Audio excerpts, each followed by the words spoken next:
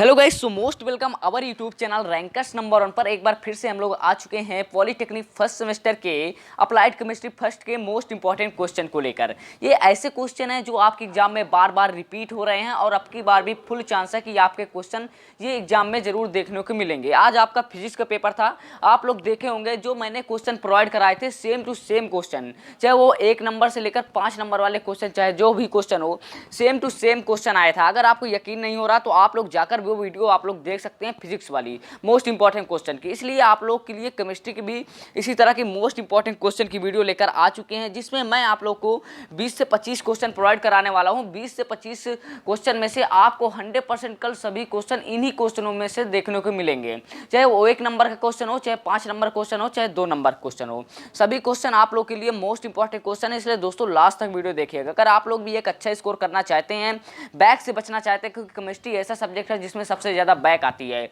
और मैंने यहाँ पर ऐसे क्वेश्चन तैयार किए हैं जिसमें आप लोग की बैक आने का बिल्कुल चांस नहीं है और आप लोग एक अच्छा स्कोर भी कर सकते हैं अगर आप लोग ये क्वेश्चन को सही तरीके से पढ़ लेते हैं। चलिए दोस्तों, वीडियो स्टार्ट करते हैं। उससे पहले अगर आपने चैनल को सब्सक्राइब नहीं किया है तो प्लीज़ चैनल को सब्सक्राइब कर लीजिए। कल आपका 8 फरवरी है, कल आपका केमिस्ट्री का एग्जाम है दोस्तों। चलिए क्वेश्चन की बात कर लेते हैं, उसके बाद मैं आप लोग को बताऊंगा कहाँ इसका PDF कैसे मिलेगा, सोल्यूशन कैसे मिलेगा और कैसे आप लोग केमिस्ट्री में एक अच्छा स्कोर कर सकते हैं।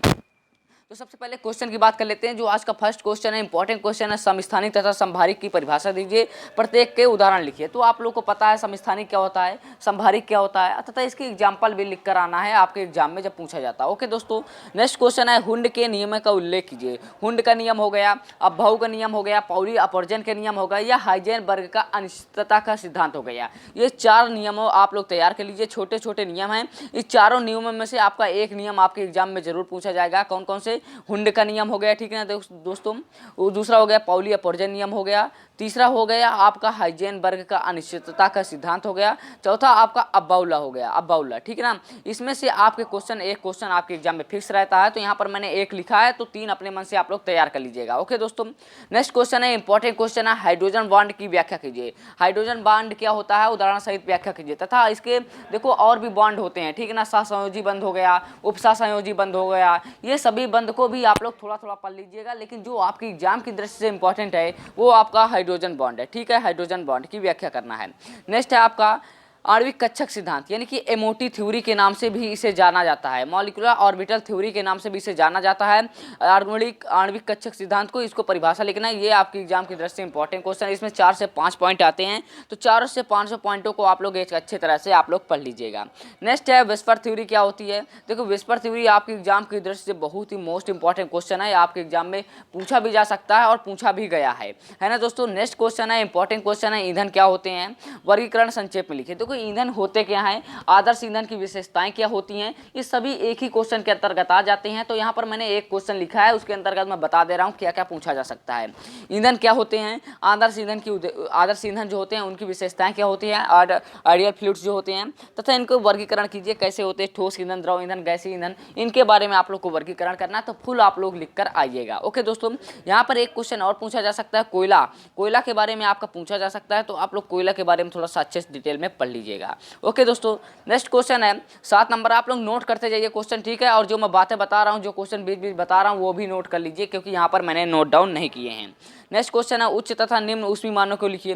देखो उच्च ऊष्मी मान तथा निम्न ऊष्मी मान तथा ऊष्मी मान किसे कहते हैं, ये आपका एग्जाम में जरूर पूछा जाता है। शॉर्टकट में SCB, LCB, ये सभी आपके एग्जाम में पूछे जाते हैं, तो आप लोग शॉर्टकट में भी दे सकता है, फुल में भी दे सकता है, आप लोग किसी भी तरह से आ जाए क्वेश्चन, आप लोग तैयार रहिए, ठीक है। नेक्स्ट क्वेश्चन है, स्नेहक क्या है। आखिर स्नेहक क्या है, लुब्रिकेंट्स क्या है, तथा इसकी क्रिया विधियों को संक्षेप में लिखिए। देखो क्रिया विधि ये कैसे वर्क करता है, ठीक ना, बीरिंग में कैसे सहायक होता है, ये सबको आप लोग को लिखना है, तो आप लोग लिख सकते हैं। इजी क्वेश्चन है, बिल्कुल ये इजी क्वेश्चन है जो अभी मैं आप लोग को बता रहा हूँ, क्योंकि ऐसे क्वेश्चन ही आपके एग्जाम में पूछे जाते हैं। जैसे आपने फिजिक्स का पेपर देखा, कुछ लोग बोल रहे हैं सर आपने ऐसे क्वेश्चन प्रोवाइड करें क्या एग्जाम में आएंगे, तो आप लोग को देखने को मिल गया है। आप लोग को यकीन नहीं हो रहा, जाइए आप फिजिक्स की वीडियो देखिए, same to same question, same to same derivation आपके एग्जाम में पूछे गए हैं। तो प्रयास करूंगा कि केमिस्ट्री में भी आप लोग को मैं पूरा पेपर फंसाने का प्रयास मैं करूंगा। ओके दोस्तों, नेक्स्ट क्वेश्चन है, BOD तथा COD की परिभाषा दीजिए, ठीक है ना, यानी बायोलॉजिकल ऑक्सीजन डिमांड तथा केमिकल ऑक्सीजन डिमांड की परिभाषा आप लोग को लिखना है। विद एग्जाम्पल हो तो एग्जाम्पल भी लिख दीजिएगा, कोई दिक्कत की बात नहीं है। और फिगर की बात रही, अगर किसी भी चीज़ में फिगर है तो आप लोग फिगर जरूर बना कर आइए, क्योंकि फिगर आपके एग्जाम की दृष्टि से इंपॉर्टेंट रहते हैं। ओके, नेक्स्ट है अपरामण तथा फेनन से क्या समझते हैं। इसी में एक डिफिनेशन और पूछी जाती है, सल्क तथा अपवंक से क्या समझते हैं। सल्क तथा अपवंक, ठीक है ना, ये नोट कर लीजिए। दोनों अपरामण तथा फेनन, सल्क तथा अपवंक से क्या समझते हैं, ये दोनों आपके 2 नंबर पूछी जा सकती है, इसलिए यहाँ पर मैंने दे दिया है। रेडॉक्स अपक्रिया से क्या समझते हैं। रेडॉक्स अपक्रिया आप लोगों को पता है, ऑक्सीकरण अपचयन अपक्रिया को हम क्या कहते हैं, रेडॉक्स अपक्रिया कहते हैं, जिसमें दोनों रिएक्शन होती हैं। तो आप लोग ये इसको आप लोग को विद एग्जाम्पल के साथ आप लोग को लिख कर आना है, क्योंकि ये इंपॉर्टेंट क्वेश्चन आपकी एग्जाम की दृष्टि से। नेक्स्ट है आपका आईपीएससी। तो आईपीएससी तो आप लोग को देखो तैयार करना पड़ेगा, ठीक ना। आईपीएससी में कोई फिक्स नहीं रहता कि कहाँ से आईपीएससी आ जाए, तो आईपीएससी के थोड़ा एक बार आप लोग पढ़ लीजिएगा। अगर नहीं आ रहा आईपीएससी तो मुझे बताइएगा। वैसे ये भी आईपीएससी करने से क्या रहता है, फुल में फुल मार्क्स मिल जाते हैं, नहीं तो आपका अथवा में क्वेश्चन दिया रहता है, तो आप लोग अथवा वाले क्वेश्चन को भी कर सकते हैं। नेक्स्ट क्वेश्चन है जंग लगने की क्रियाविधि। देखो जंग कैसे लगता है, ठीक है ना, जंग लगने के प्रभावित होने वाले कारण, जंग लगने से प्रभावित होने वाले कारक, आखिर कारण क्या है कि क्यों लगता है, तथा इसके रोकथाम क्या है, इसके बारे में पूरा, जंग लगने के बारे में पूरा आप लोग डिटेल से लिख लीजिए, क्योंकि संचारण वाले चैप्टर से इंपॉर्टेंट है, आपके एग्जाम की दृष्टि से पूछा जा सकता है, इसलिए यहाँ पर मैंने दे दिया है। नेक्स्ट क्वेश्चन है जल की कठोरता से क्या अभिप्राय है। जल की कठोरता से क्या अभिप्राय है, जल की स्थायी कठोरता तथा अस्थायी कठोरता के बारे में लिखिए। तो आप लोग को पता है कठोरता क्या होती है, तथा इसकी स्थायी तथा अस्थायी कठोरता को लिखिए। तथा इसमें से एक क्वेश्चन और पूछा जाता है, जल की स्थायी तथा अस्थायी कठोरता दूर करने के लिए उपाय क्या होते हैं, ठीक है ना। जैसे उबाल कर होता है, आयन विनिमय रेजिन विधि होता है, ये विधि 2-3 विधि आपकी पूछी जाती हैं, तो आप लोग जरूर पढ़ लीजिए। क्लार्क विधि हो गई, ये विधि आपकी पूछी जाती है आपके एग्जाम में, तो आप लोग ये विधि जरूर पढ़ लीजिएगा। अभी आपके पास टाइम है, आप लोग पढ़ सकते हैं आराम से। ओके दोस्तों। नेक्स्ट क्वेश्चन है बफर विलयन क्या है, बफर सोल्यूशन क्या है, संक्षिप्त टिप्पणी लिखिए। इंपॉर्टेंट क्वेश्चन है, इसलिए यहाँ पर मैंने दे दिया है। 2 नंबर पूछा जाता है बफर सोल्यूशन होता क्या है। संकरण से क्या समझते हैं। देखो संकरण हाइब्रिडाइजेशन जो होता है उससे आप क्या समझते हैं, तथा इसकी किसी एक, देखो ये संकरण कई प्रकार का होता है, तथा इसके एक प्रकार का किसी का वर्णन कर देना है आप लोग को, एक टाइप के बारे में आप लोग को लिख देना है, जिसमें आप लोग को समझ में आ जाएगा और एग्जामिनर को भी समझ में आ जाएगा विद फिगर के साथ। सिग्मा तथा पाई बॉन्ड से क्या समझते हैं, सिग्मा तथा पाई बॉन्ड होता क्या, उससे क्या समझते हैं, ये सब आप लोग को लिख कर आना है आपके एग्जाम में, इंपॉर्टेंट है। थ्योरी में पूछा जाता है 2 नंबर में, तो आप लोग कर सकते हैं। बहुलक से क्या समझते हैं, बहुलकों का वर्गीकरण कीजिए। देखो पॉलीमर्स वाले चैप्टर से आपके क्वेश्चन जरूर से जरूर पूछे जाते हैं, तो यहाँ पर मैंने दिया हुआ हूँ कि बहुलक होते क्या हैं आखिर, और बहुलक को कैसे वर्गीकरण किया जाता है, कितने प्रकार से बांट सकते हैं, सभी के प्रकार को लिखना। ओके दोस्तों। बैकेलाइट क्या है, देखो बैकेलाइट इंपॉर्टेंट है। बैकेलाइट होता क्या है, नायलॉन 6 हो गया, ठीक है ना, बैकेलाइट नायलॉन 6 और इसके 1-2 प्रॉपर्टीज होती है, उसके बारे में आप लोग को लिख देना है। विद कंडक्शन इसका निर्माण कैसे होता है, रिएक्शन के साथ आप लोग को लिख कर आना, तभी आपको फुल में फुल मार्क्स मिलेंगे। नेक्स्ट क्वेश्चन है थर्मोसेटिंग तथा थर्मोप्लास्टिक सेटिंग। थर्मोप्लास्टिक बहुलक में अंतर होता है, ठीक ना, ये बहुलक होता है। थर्मोसेटिंग तथा थर्मोप्लास्टिक में जो बहुलक होते हैं उनमें अंतर क्या होता है, ये आपके एग्जाम में पूछा जा सकता है, इसलिए यहाँ पर मैंने लिखा हुआ है, अंतर पूछा जाता है इसमें, ठीक है दोस्तों। ब्यूना एस तथा ब्यूना एन रबड़ में क्या डिफरेंस होता है, इसको समझाना है। तो ब्यूना एस तथा ब्यूना एन रबड़ आप लोग पढ़े होंगे, अगर नहीं पढ़े हैं तो अभी भी पढ़ लीजिए, आपके पास टाइम है, आपके पास क्वेश्चन बैंक में सभी क्वेश्चन का सोल्यूशन दिया हुआ है, आप लोग जाकर पढ़ सकते हैं। ऑक्टेन तथा सीटेन संख्या से समझाइए। देखो ऑक्टेन संख्या तथा सीटेन संख्या होती क्या है, इसके बारे में आप लोग को पढ़ चुके हैं, अगर नहीं पढ़े तो आप लोग थ्योरी देख लीजिएगा, इजी है।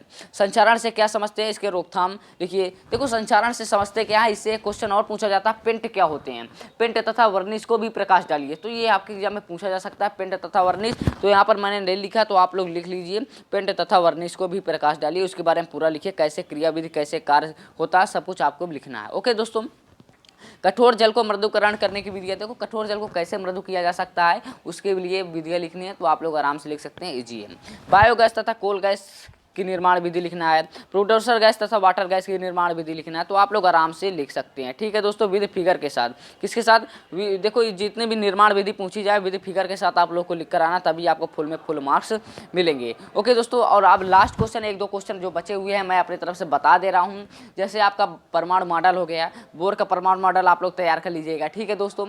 उसके बाद आपको हो गया आवर्त सारणी हो गई, ठीक है क्या दोस्तों, आवर्त सारणी, आवर्त सारणी हो गया, आवर्त सारणी मेंडलीव की आवर्त सारणी की विशेषताएं हो गई, ये सब कुछ आप लोग थोड़ा पढ़ लीजिएगा, ठीक है दोस्तों। उसके बाद आप लोग को क्वांटम नंबर की एक मैं अलग से वीडियो लाऊंगा, क्योंकि क्वांटम नंबर आपके एग्जाम में बार बार पूछी जाती है, 2 से 4 नंबर का आपके एग्जाम में निकालने के लिए आती है, तो आप लोग 2 से 4 नंबर खोए ना, इसलिए मैं एक वीडियो लाऊंगा जिसमें मैं आप लोग को क्वांटम नंबर निकालने के लिए बता दूंगा। ओके दोस्तों।